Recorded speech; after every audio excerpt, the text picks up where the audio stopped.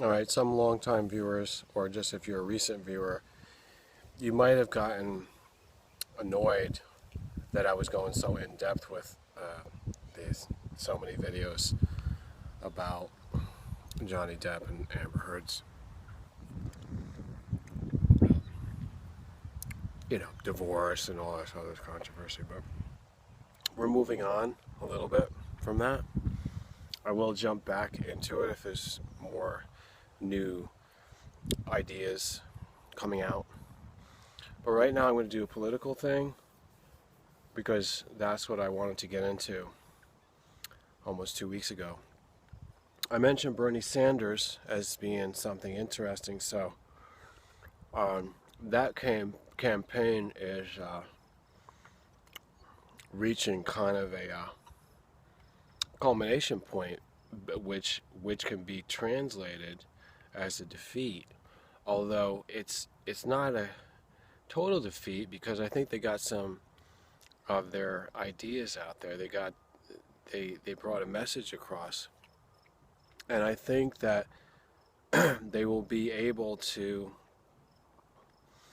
have some influence over the nominee, the Democratic candidate. Yesterday there was a meeting that Bernie Sanders had with the sitting president, Obama. And Sanders basically conceded. I don't know exactly what the formality of the meeting was. Symbolical. And you have to do those kind of things in person. In a way, it's sad for Sanders and sad for Vermont, sad for, if you want to call them leftists, progressives, socialists, or socialism-leaning Americans. No one ever really said that we are not a socialism. Social means society. America is a society. It's a great society. It's a large melting pot society. Socialism is where the government acknowledges that and tries to serve the interests of all levels of the society. That's socialism. So, we move on to Hillary. What should I say about Hillary that I haven't said already in the past? I mean, you could go back 10 years, 9 years, 8 years, back to that period where she was in the race against Obama, and Obama came out as this surprising newcomer. You remember the days, if you're old enough to remember, if you're following politics, even if you were a teenager and you had a focus on that, you're old enough. I was the first person to really reach out to Obama online, and I was his first friend. That's historically proven. And I also reached out in the same manner to Hillary Clinton's camp and did not receive a response. And so you could say I'm holding a grudge, but it doesn't mean that I've always supported Obama. No, and in fact, since it's a historical thing and I can reveal it now, I never did vote for Obama. If that one vote really does count or have any effect. I guess if you add up everything, yeah, it does. Just like when you pick up a aluminum can, if you did one and then 100 million other people did it, that's 100 million cans.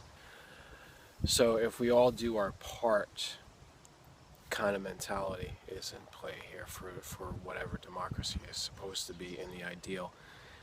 But having said that, this is not really about the process. We're talking about the personalities and the candidates here. Clinton, there's so much information coming out now about how unsavory the Clintons are, Hillary Clinton and the former president.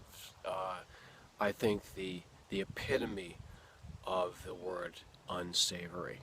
Thank you very much. I'm glad that you heard it here. And why do I say that? Well, for one, they are ruthless tyrants. But does that come with the territory? Do you have to be that way to be a winner? Bill Clinton, to some extent, because like Obama and Bush Senior and Bush Junior, and who was before that, Reagan, Carter, and so on and so forth. They're all considered to be winners. They succeeded. They were able to gain the office and become one of the historical line of actual presidents, not virtual presidents such as myself. I'm a virtual community, online community, internet figment. What is it to be a real president? Is that a real success? Do you really do something that matters, or is it leaning toward being a figurehead? And I mean that in the conspiracy theory attitude, saying that it's just a shadow government and they put somebody in there into that office. They've been doing this for a very long time. And it's just these shadowy figures, this force that's behind. It's a plutarchy, basically. It's plutarchy. Are they successful? Was Bill Clinton successful with all the things that was going on? What really did he do, and what lasting effect did he have on us, on all of this that we've got in this country, in this civilization, this superpower? And having said that, when Hillary gets in there, that's Bill Clinton being back in the White House. And I've said that it should never be. And now we're actually seeing it in the past 48 hours. What's been presumed has become official reality. It's a done deal. If the Democratic Party wins, we are going to have our actual first ever woman president, and it would be that individual from that family, if you want to call it that. I hesitate to say that because they have a semblance of a family, and it's all put on. Was Chelsea really their child? Ooh, I shouldn't say that, right? Well, we need to do a DNA test made by a impartial expert team. She doesn't really look like him. And the same could be said for the Obamas. So Hillary did have a child, but I would question the father. Who is the father? A new book has just come out by a woman named Dolly. I think Dolly Kyle. I could have the last name wrong, but her name is Dolly. This was Bill Clinton's lover since high school. They met when they were young. They were practically pre-adolescent. And they kept this going even when Hillary Rodham entered the scene in Arkansas. And this was always going on in the background.